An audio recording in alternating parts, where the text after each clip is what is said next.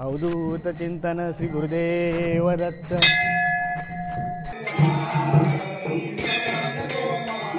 काय आपली पारंपरिक पद्धत आहे, जुनी 118 वर्ष झालेली ही परंपरा आहे। किती बारे असतात एकूण?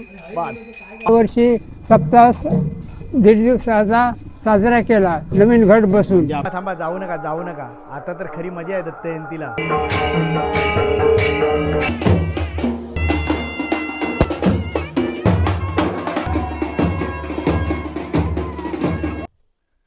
अलक निरंजन अवधूत चिंतन श्री गुरुदेव दत्त। 7 दिवस चालणारा हा अहोरात्र दत्त जयंतीचा सप्ताह बागमाळा गावात 115 वर्ष जुनी परंपरा आजपर्यंत चालू राहिली। जुन्या पिढीपासून लहान मुलांपर्यंत सर्वजण या उत्सवात सामील होतात आणि हा उत्सव एकदम अतिशय आनंदात आणि भक्तिमय उत्साहात पार पाडतात। तर या उत्सवात आज 7वा दिवस आहे आणि ह्या 7व्या दिवसाचा पूर्णपणे व्हिडिओ तुम्हाला दाखवणार आहे। व्हिडिओमध्ये कनेक्ट राहा। आता आपण आरतीला जाणार। आरती झाल्यानंतर संध्याकाळी मेळे असणार, रथचित्र असणार, आज हत्तीची मिरवणूक असणार। तर या व्हिडिओमध्ये तुम्ही सोबत राहा आणि व्हिडिओ हा पूर्ण पहा। आता आपण आरतीला जाऊया। हिंदू धर्मातील ही परंपरा आणि भक्तिमय सोहळा हे आपलं श्री गांगेश्वराचं मंदिर, मागे 12 मंदिर आणि समोरच आपला दत्त जयंतीचा सोहळा ज्यात पार पाडला जातो तो सभामंडप। त्याच्याबरोबरच इथे आपली बावडी आहे, मंदिराची बावडी आहे, जुनी बावडी। अवधूत चिंतन श्री गुरुदेव दत्त।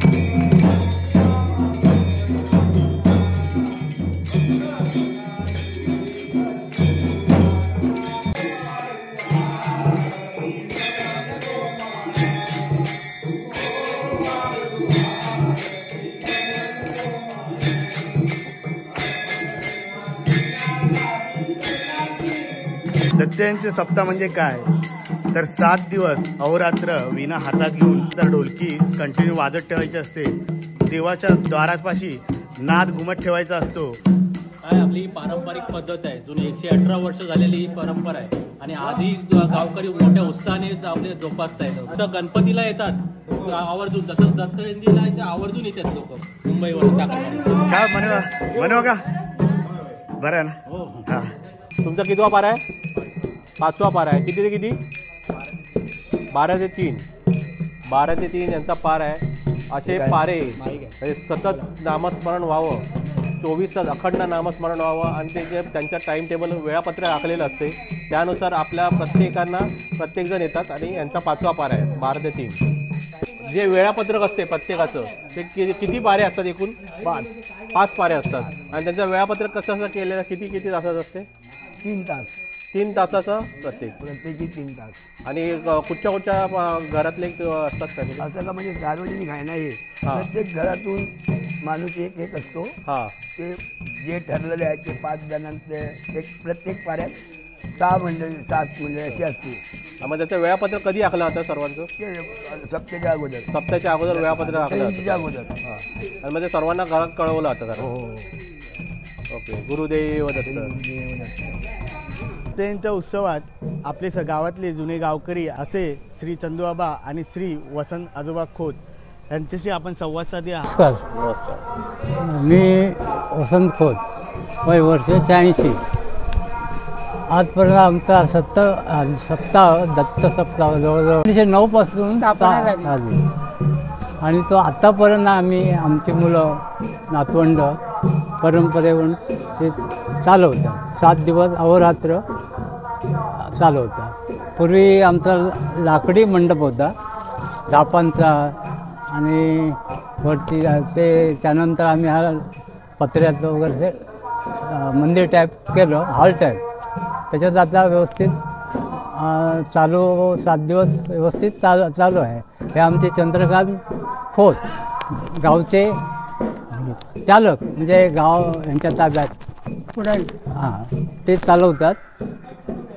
चंदूबाबा, मला तुम्हाला एक विचारायचं, 115 वर्ष हा चाललेला आपला हा दत्त सप्ताह आहे, ह्यामध्ये तुम्हाला कधी काय असा अनुभव आला का? किंवा एवढं सगळ्या पूर्वी आपलं बांधकाम नव्हतं, त्यानंतर त्याच्यामध्ये झाडाचे झावळे बांधायचे, हे सगळं करून आपण जो आज एवढी वर्ष चालू ठेवला, आज तुम्ही सर्व केलं, त्याच्यामुळे हे नवीन पिढीला सगळं भेटलं. ह्या दत्त जयंतीचा अनुभव किंवा इथे कोणाला असा आपला सप्ताह पावला आहे का? अशी काय घटना घडली आहे का? अनुभव म्हणजे काय माहिती आहे, जी अंग मेहनत होती 15-1 महिना जवळ ह्याच्या मागे मुलं मोठी माणसं रात्रीहून झट होती. झाप वळणं, झाप आताच्या ह्याच्यात जवळजवळ एक झाप जरी 20 रुपये झाप झालं तेव्हा सहज अशी मिळत होती झाप नारळाची. आता कोणते वळीत पण नाही आणि तो खर्चिक ताण पडतो लोकांना, पब्लिकवरती. त्यामुळे आता हे जे आम्ही सर्व मिळून केलं, मुंबईकर आणि गावची मंडळी मिळून टाईप बांधलेला आहे. हा 40 बाय 56चा मंडप आहे. सगळ्यांच्या सहकार्याने हे निर्माण झालं आहे. हा 1909 साली सप्ताह चालू झाला. त्यावेळी आमचे वडील 1 वर्षाचे होते. आमच्या वडिलांचा जन्म 1908 साली झाला आणि दत्त जयंतीचा उत्सव हा 1909 साली स्थापना झाली. त्याच्यानंतर ते सर्व काही दत्ताचे जे काय पुढचे विधी वगैरे करायचे कार्यक्रम ते आमच्या वडिलांतर्फे होत होते. त्याच्यानंतर माझे वडील, त्यांचा नातू आजारी होता 3 वर्षाचा, तर तो आजारपणासाठी त्यांनी देवाकडे नवस केला की माझ्या नातवाचं जर हे शिकपण 1 वर्षाच्या आतमध्ये घालवलं, प्रमोद आमचा घालवलं, तर मी पुढच्या वर्षी 7 पाराचा सप्ताह करीन. नवस बोलला. तो 6 महिन्यात आम्हाला तो अनुभव आला.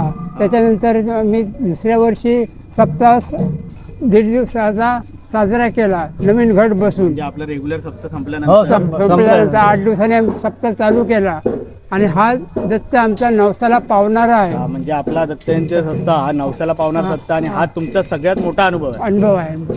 बरं, आता एक घटना 24 सालातली समजा. 24 सालातली आमची नात लागली सावंत म्हणून, तिथे बंगला आहे त्यांचा. तर तिने असं नवस केला होता. मुलाचं लग्न होऊन जवळजवळ 15 वर्ष झाली. अपत्य काय होत नव्हतं. योगायोगानं समजा किंवा दत्ताची कृपा म्हणा, त्यांना आता एकदम नातू आणि नात दोन्ही मिळाले. अरे वा. नवसाला पावणार ती एवढी मंडळी खुश आहेत. आत्ताच येऊन दर्शन घेऊन गेले मुंबईहून येऊन. श्रद्धा दत्ताचं महात्म्य एवढं आहे की आपली आस्था पण एवढी आहे की आपण त्याच्याकडे जीव लावून भक्ती करतो. आणि आपल्या गावातले सर्वात वयोवृद्ध पासून नवीन पिढीपर्यंत सर्व मुलं ह्या दत्त जयंतीला सामील होतात आणि हा आनंद सोहळा एकदम आनंदात साजरा. दत्त जयंतीच्या सुरुवातीला आम्ही रथ काढतो. सुरुवातीला दत्त जयंती दिवशी रथ काढतो, दत्ताची मिरवणूक काढतो. त्याच्यानंतर आम्ही लास्ट दिवशी 7व्या दिवशी हत्तीची मिरवणूक काढतो. दिंडीतून, म्हणजे संपूर्ण दिंडीतून भाजप वगैरे बँड भाजप म्हणजे भाजप ते हे करतो. आणि नंतर सप्ताह संपल्यानंतर इथे दही अंडे फोडतो, आला करतो 7व्या दिवशी 8व्या दिवशी. त्याच्यानंतर महाप्रसाद दुसऱ्या दिवशी. सांगण्याचं तात्पर्य एवढंच आहे की गावातल्या गावकऱ्यांनी हे जे दत्त जयंती सोहळा करणं म्हणजे साधी गोष्ट नाही. नाही, हो. त्यासाठी एवढी मेहनत लागते, वेळ द्यावा लागतो आणि त्यांनी हे आजपर्यंत टिकवून ठेवलं म्हणून हा दत्त जयंती सोहळा आजपर्यंत व्यवस्थितपणे पार पडला होतो. आणि आम्ही मुंबईवरनं येऊन या दत्त जयंतीच्या सोहळ्याला आम्ही देखील सामील होतो. असा हा भक्तिभावात पार पाडणारा उत्सव. तर या सोहळ्यातलं बद्दल तुम्हाला कसं वाटलं हे मला नक्की कमेंटमध्ये सांगा. थांबा, जाऊ नका. आता तर खरी मजा आहे दत्त जयंतीला.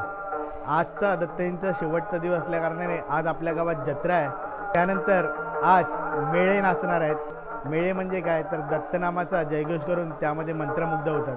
सर्वप्रथम आपल्या गावातला पहिला मेळा उभा राहतो, त्यानंतर मग बाकीचे मेळे उभे राहतात. आज रात्री चलचित्र आणि हत्तीची मिरवणूक असणार आहे. तर तुम्ही हा व्हिडिओमध्ये शेवटपर्यंत राहा. आणि आता आपण जाऊया या मेळ्याला. चला.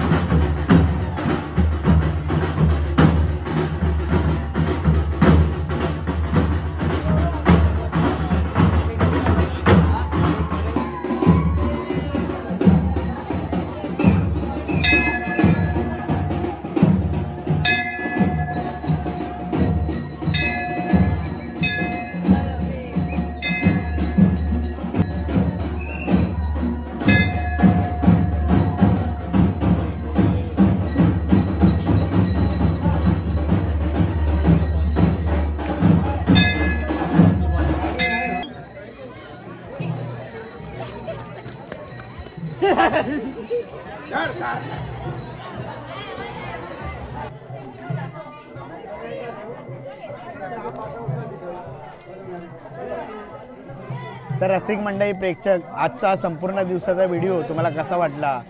रथ मिरवणूक, मेळा, पारा, आजचा हा भाग मी इथेच संपवतो. पण येणारा नवीन भागात आपला दहिकाला आहे आणि हा व्हिडिओ पूर्ण बघितल्याबद्दल मी तुमचे खूप खूप आभार मानतो. श्री गुरुदेव दत्त.